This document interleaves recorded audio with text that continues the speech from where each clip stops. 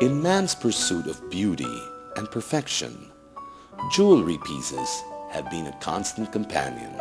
More than just ornaments that adorn the body, these pieces are works of art that represent one's wealth, style, and even emotional state.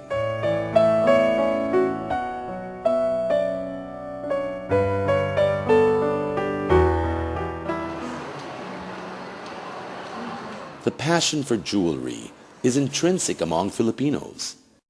The confluence of many cultures and rich natural environment have inspired Filipinos to create some of the finest jewelries in the world since the ancient times. The oldest pieces of Philippine jewelry are datable to around 700 BC. These are beads found in Palawan. And later on, we begin to find more gold artifacts from around 200 BC to 200 AD. But the most pieces come out starting from about 1000 AD. The Philippines has been a major global supplier of precious metals, with its lands rich in gold, silver, copper, and nickel.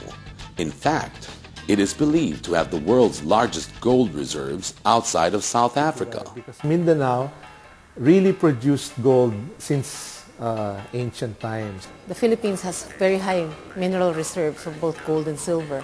Not only is the Philippines literally a gold mine, it is also a nation of natural artists and artisans, with a natural pool of people who are able to craft beautiful pieces that can only be described as works of art. It's when you combine the gold and the stones and the artistic sense of the Filipino worker, of the jewelry, the jeweler, that you see all of it combined into a work of art. A lot of our craftsmen, our plateros, our goldsmiths, our setters, our designers, work in Saudi, work in the States and in Europe, and they're paid and they command very high prices because of the quality of their work. But while the country has long been primed to take the pole position in the global jewelry making arena, the potential of the local jewelry industry has largely been overlooked in the past. It took a small group of Filipino jewelers to change the fortune of the industry.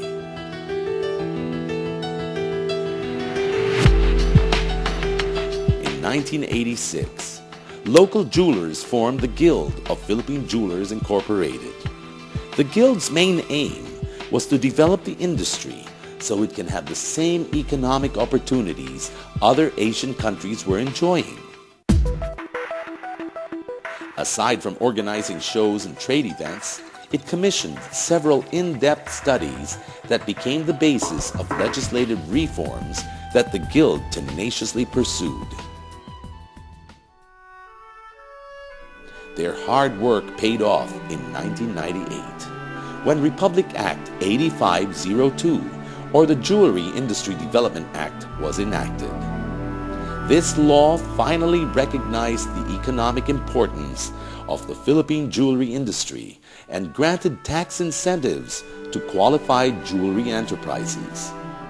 So these are all small steps that we're trying to get forward, and we're also asking the assistance of our foreign trade attachés to disseminate the news about the Philippine jewelry, to put the Philippine jewelry on the map.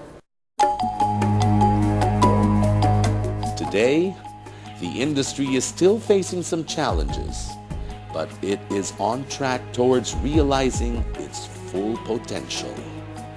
Exports of fine jewelry has been growing impressively in recent years, from $20 million in 2003 to almost $37 million in 2005.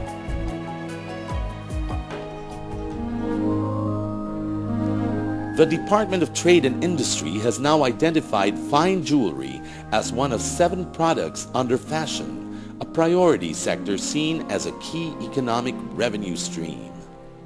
The Trade Department has appointed a business development manager for the sector, tasked to tackle industry issues, maximize resources, and put in place standards to make Philippine fine jewelry at par with the world's best. The exporters in the Philippines are very strict about quality control, hand finishing, to make sure that it's beautiful on the outside as well as on the inside, which some jewelry exporting countries are dispensing with, taking a little bit of a shortcut.